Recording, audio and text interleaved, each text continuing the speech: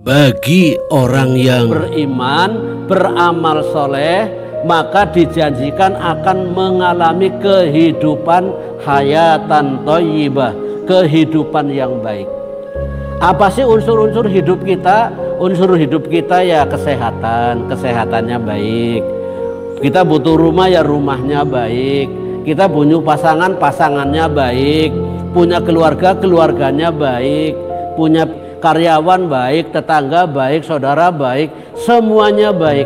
Kalau kita punya semua nilai-nilai kebaikan itu, maka pasti seorang mukmin yang baik hidupnya akan berbahagia sejak di alam dunia ini.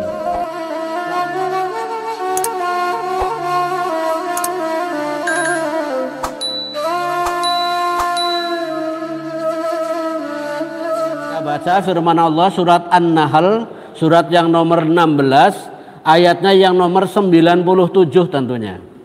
A'udzubillahi minasyaitonirrajim. Man 'amila shalihan min dzakarin aw unsa. Siapa yang beramal kebaikan, min dzakarin dari orang laki-laki, aw unsa atau perempuan, wa huwa mu'min dan dia seorang yang beriman, janji Allah apa? Falanuhyiyannahu hayatan thayyibah. Pasti akan kami berikan kepadanya hayatan thayyibah, kehidupan yang baik. Orang beriman, beramal soleh, maka dijanjikan akan mengalami kehidupan hayatan thayyibah, kehidupan yang baik. Apa sih unsur-unsur hidup kita? Unsur hidup kita ya kesehatan, kesehatannya baik. Kita butuh rumah ya rumahnya baik. Kita punya pasangan, pasangannya baik. Punya keluarga, keluarganya baik. Punya bawahan, semuanya baik. Karyawan baik, tetangga baik, saudara baik, semuanya baik. Kalau kita punya semua nilai-nilai kebaikan itu, maka pasti seorang mukmin yang baik hidupnya akan berbahagia sejak di alam dunia ini. Lalu bagaimana di alam akhirat nanti? Dilanjutkan, walanajziyannahum ajrahum bi ahsani ma kanu ya'malun.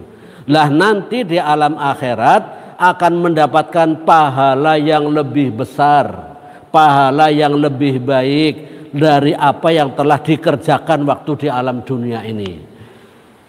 Di dunia kita sudah dapat kebaikan berupa kehidupan yang baik, di akhirat masih mendapatkan pahala yang lebih baik daripada kehidupan kita di dunia. Inilah keberuntungannya orang beriman, bahwa orang beriman itu nilai kebaikannya tidak hanya berlaku di dunia.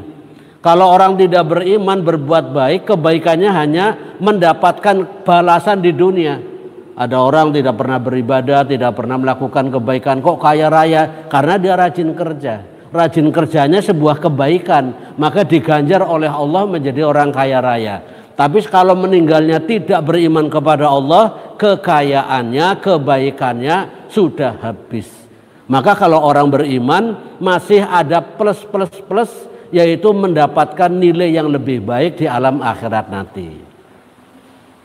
Mungkin juga ada yang mikir, saya sudah beriman, saya sudah berbuat baik, kok hidupnya susah, hidupnya menderita, sengsara. Orang melihat kita sebelah mata. Ini bagaimana Pak Kiai ini? Jawabannya ada dalam Al-Quran. Suratnya Al-Hujurat. Surat nomor 49. Ayat yang kita baca ayat yang nomor 14. Mungkin itu bisa untuk evaluasi kita. Mengapa ada orang yang mengaku beriman kepada Allah, kok hidupnya tidak baik-baik saja? Keluarganya berantakan, pekerjaannya kacau balau, rezekinya seret, hidupnya mumet dan lain sebagainya. Itu harus ada sebuah evaluasi. Evaluasinya adalah firman Allah, suratnya Al-Hujurat, surat yang nomor 49, ayat yang kita baca tentunya ayat yang nomor 14. A'udzubillahi minasyaitonirrajim. Bunyi ayatnya, qalatil a'rabu amanna qul lam tu'minu walakin qulu aslamna walamma yadkhulul imanu fi qulubikum wa in tuti'ullaha wa rasulahu la yalitkum min a'malikum syai'a innallaha ghafurur rahim. Dalam bahasa kita qalatil a'rabu amanna. Orang-orang Arab Badui pegunungan berkata amanna, kami beriman. Qul, katakanlah Muhammad, lam tu'minu, kamu sekalian belum beriman. Walakin qulu aslamna, akan tetapi katakanlah kami telah berserah diri, kami Islam. Walamma yadkhulul imanu fi qulubikum, iman belum masuk di hati kamu sekalian. Wa in tuti'ullah, jika kamu taat sepenuhnya kepada Allah wa rasulahu dan utusannya, la yalitkum min a'malikum syai'ah, tidak dirugikan, tidak dikurangi sedikit pun dari amal kamu. Innallaha ghafurur rahim, sesungguhnya Allah Maha Pengampun lagi Maha Kasih Sayang.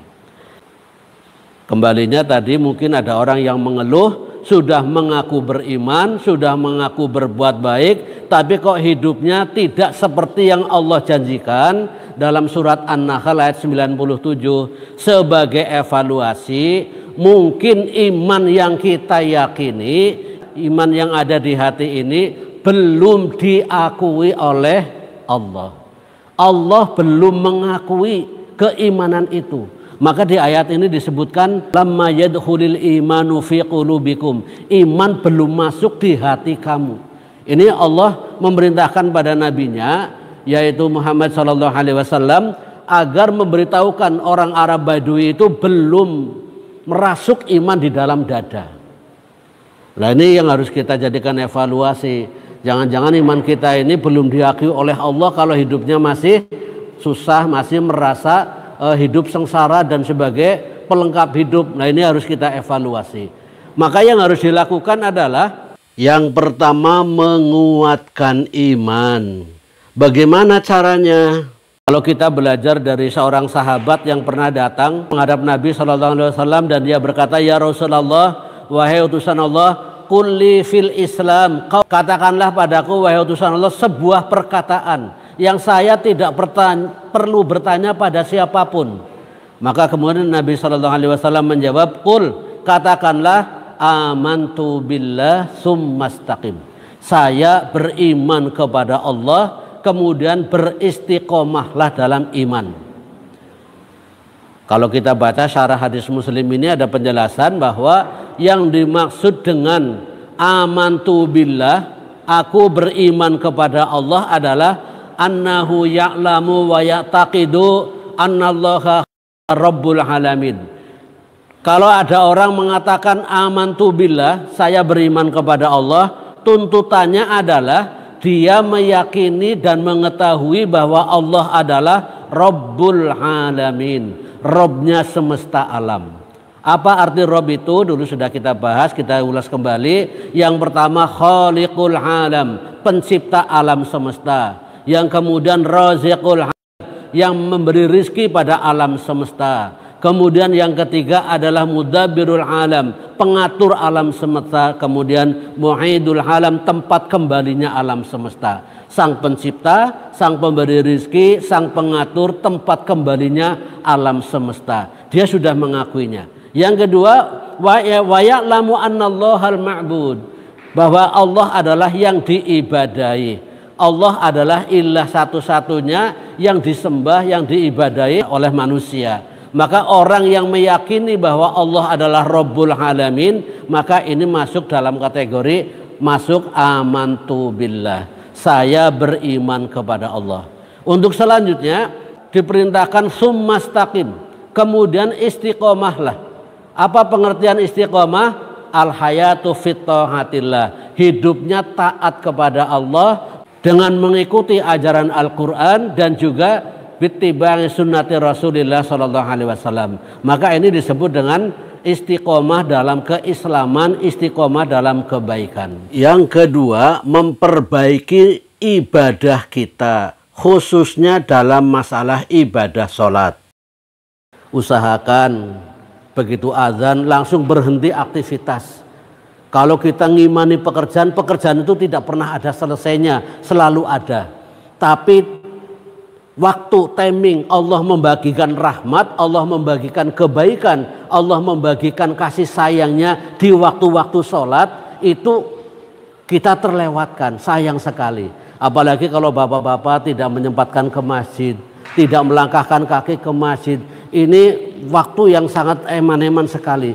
Padahal jutaan miliaran manusia di alam barzah ingin hidup kembali ke dunia, bukan mencari pasangan, bukan mencari kedudukan, bukan mencari harta, hanya ingin ngibadah sing benar. Jamaah sekalian rahimakumullah, insya Allah kalau iman diperkuat, istiqomah dalam kebaikan, ibadah sholat dibetulin, maka janji Allah akan mendapatkan segala kebaikan dalam hidup ini akan didapatkan. Semoga bermanfaat. Usikum nafsi bitaqwallah. Assalamualaikum warahmatullahi wabarakatuh.